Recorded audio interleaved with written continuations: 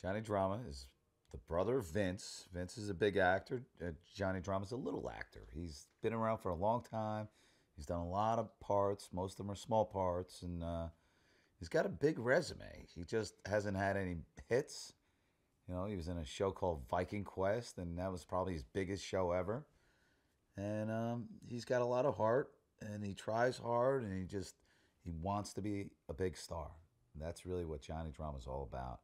He's a little crazy, but he's a lot of fun, and he'll do anything for the guys, basically. He has a temper, yes, and that sometimes can be unlikable.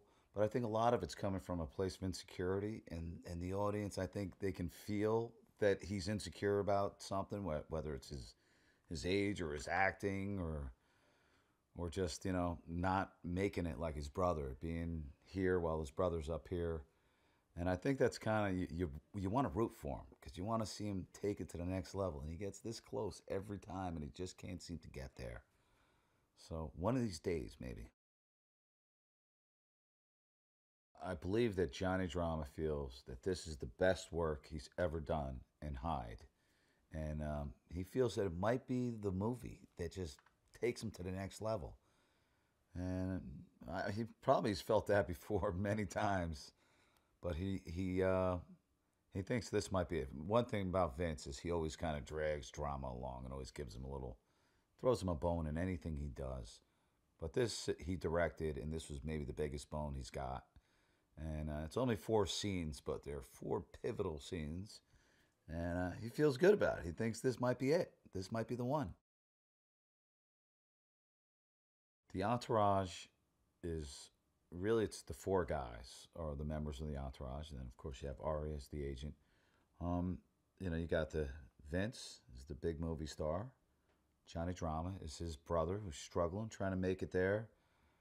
E is the manager, best friend of Vince, who becomes the manager, and Turtle is a great friend of everyone's and started out as really just the driver, and now he's moved his way up to be a millionaire. So it's about those guys and their friendships and what it's like to be a big star in Hollywood and have money and women and fame and all that, and but still have great friendships. And that's the key to this show is that these guys really just they care so much for each other. Working with Doug is amazing.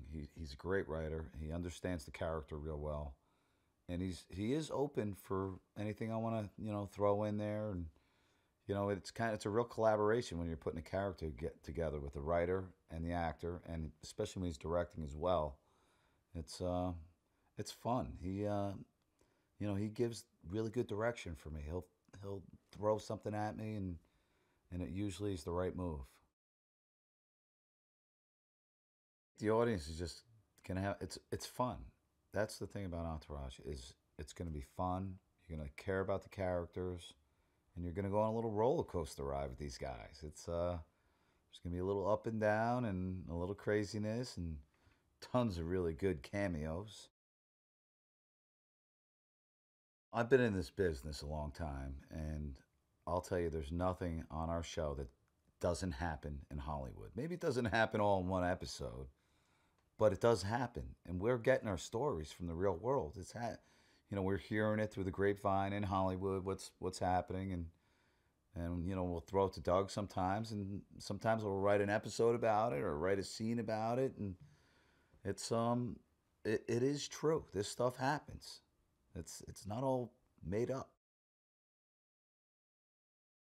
I don't know why so many athletes love this show, but maybe it's because the entourage they have a little. Maybe a lot of these guys they kind of live that lifestyle a little bit, and just the fact that there's cameos and they watch to see what cameos are going to show up, and then once one athlete does it, they want to be one of the guys in there. But for me, it's great because I'm a big sports fan, and just to meet all these guys is amazing.